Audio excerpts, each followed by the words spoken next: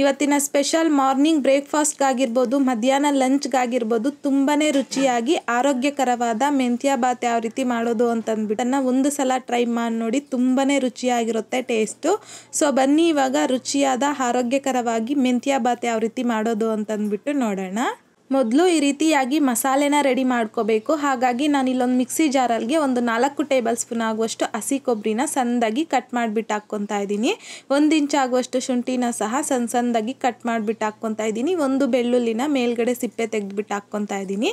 ಖಾರಕ್ಕೆ ತಕ್ಕಷ್ಟು ಒಂದು 5 ರಿಂದ 6 ಹಸಿಮೆಣಸಿನಕಾಯಿನ ಸಹ ಹಾಕ್ಕೊತಾ ಇದ್ದೀನಿ. ಹಾಗೆಯೇ ಸ್ವಲ್ಪ ಪುದೀನ ಕೊತ್ತಂಬರಿನ ಸಹ ಹಾಕ್ಕೊಂಡು ಸ್ವಲ್ಪ ನೀರನ್ನು ಸೇರಿಸ್ಕೊಂಡು ಸ್ಮೂತಾಗಿ ಪೇಸ್ಟ್ ಮಾಡ್ಕೊಂಡು ತಗೋಬೇಕು.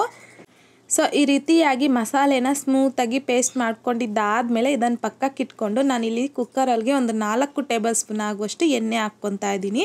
ಎಣ್ಣೆ ಬಿಸಿ ಆಗಿದ್ದಾದಮೇಲೆ ಒಂದು 10 ರಿಂದ 15 ಮೆಣಸ್ಕಾಳು ಹಾಕ್ಕೊತಾ ಇದ್ದೀನಿ. ಒಂದು 1/4 ಟೀ ಸ್ಪೂನ್ ಆಗುವಷ್ಟು ಸಾಜೀರ, 1/4 ಟೀ ಸ್ಪೂನ್ ಸೋಂಪು, 1 ಮರಾಠಿ ಮೊಗ್ಗು, ಹಾಗೆಯೇ ಸ್ವಲ್ಪ ಸ್ಟೋನ್ ಫ್ಲವರು, ಒಂದು 1/4 ಟೀ ಸ್ಪೂನ್ ಆಗುವಷ್ಟು ಕಸೂರಿ ಮೇಥಿ, 1 ಸ್ಟಾರ್ ಫ್ಲವರು, 3 ಏಲಕ್ಕಿ, ಒಂದು 4 ರಿಂದ 5 ಲವಂಗ, 1 ಇಂಚ್ ಆಗುವಷ್ಟು ಚಕ್ಕೆ, 1 ಚಿಕ್ಕ ಸೈಜಲ್ಲಿರುವಂಥ ಬಿರಿಯಾನಿ ಎಲೆ ಹಾಕ್ಕೊತಾ ಇದ್ದೀನಿ.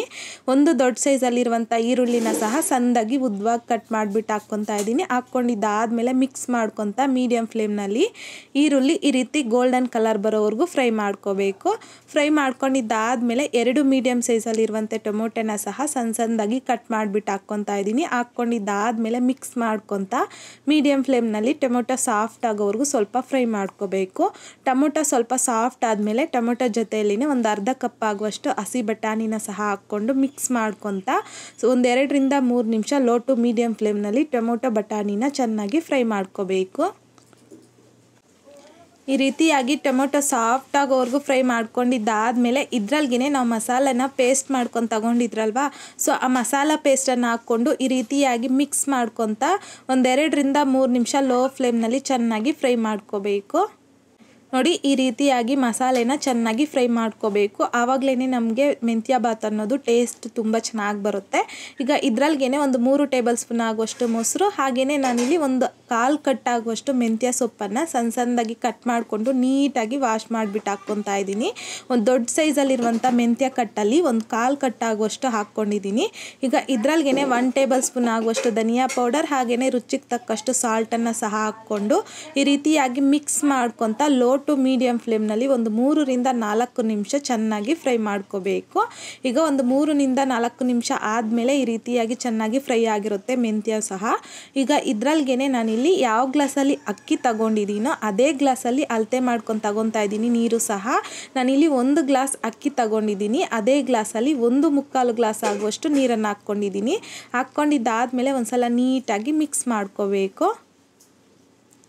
ಮಿಕ್ಸ್ ಮಾಡ್ಕೊಂಡಿದ್ದಾದಮೇಲೆ ಐ ಫ್ಲೇಮ್ನಲ್ಲಿ ನೀರನ್ನು ಚೆನ್ನಾಗಿ ಕುದಿಸ್ಕೋಬೇಕು. ನೀರು ಕುದಿಸ್ಕೊಂಡಿದ್ದಾದಮೇಲೆ ನಾನಿಲ್ಲಿ ಅಕ್ಕಿ ತಗೊಂಡಿದ್ನಲ್ಲ, ಸೊ ಆ ಅಕ್ಕಿನ ನೀಟಾಗಿ ವಾಶ್ ಮಾಡಿಬಿಟ್ಟು ಹಾಕ್ಕೊತಾ ಇದ್ದೀನಿ. ನಾನಿಲ್ಲಿ ಮಸೂರಿ ರೈಸ್ ತಗೊಂಡಿದ್ದೀನಿ. ಹಾಕೋವಾಗ ಜಸ್ಟ್ ನಾನಿಲ್ಲಿ ವಾಶ್ ಮಾಡಿಬಿಟ್ಟು ಹಾಕ್ಕೊಂಡಿದ್ದೀನಿ ಅಷ್ಟೇ, ನೆನೆಸಿಲ್ಲ. ಸೊ ಮಿಕ್ಸ್ ಮಾಡಿಕೊಂಡು ಇವಾಗ ಕುಕ್ಕರ್ ಲಿಡ್ನ ಕ್ಲೋಸ್ ಮಾಡಿಕೊಂಡು ಐ ಫ್ಲೇಮ್ನಲ್ಲಿ 2 ವಿಷಲ್ ಬರೋವರೆಗೂ ಬಿಡಬೇಕು.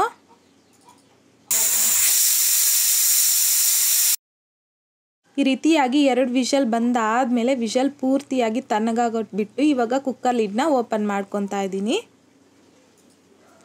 ಸೊ ಈ ರೀತಿಯಾಗಿ ಓಪನ್ ಮಾಡ್ಕೊಂಡಿದ್ದಾದಮೇಲೆ ಈ ರೈಸನ್ನೆಲ್ಲ ಒಂದ್ಸಲ ನೀಟಾಗಿ ಮಿಕ್ಸ್ ಮಾಡ್ಕೋಬೇಕು.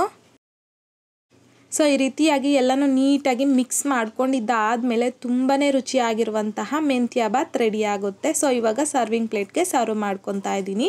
ಸೊ ನೋಡಿದ್ರಲ್ಲ ಫ್ರೆಂಡ್ಸ್, ತುಂಬಾ ಸಿಂಪಲ್ ಆ್ಯಂಡ್ ಟೇಸ್ಟಿಯಾಗಿ ಆರೋಗ್ಯಕರವಾಗಿ ಮೆಂತ್ಯ ಬಾತ್ ಯಾವ ರೀತಿ ಮಾಡೋದು ಅಂತಂದ್ಬಿಟ್ಟು ತುಂಬಾ ರುಚಿಯಾಗಿರುತ್ತೆ. ಸೊ ಈ ಮೆಂತ್ಯ ಬಾತ್ ಜೊತೆಗೆ ಈ ರೀತಿಯಾಗಿ ಚಟ್ನಿ ಇಲ್ಲಾಂತಂದರೆ ಮೊಸರು ಬಜ್ಜಿ ಜೊತೆಗೂ ಸಹ ಸರ್ವ್ ಮಾಡ್ಕೋಬೋದು.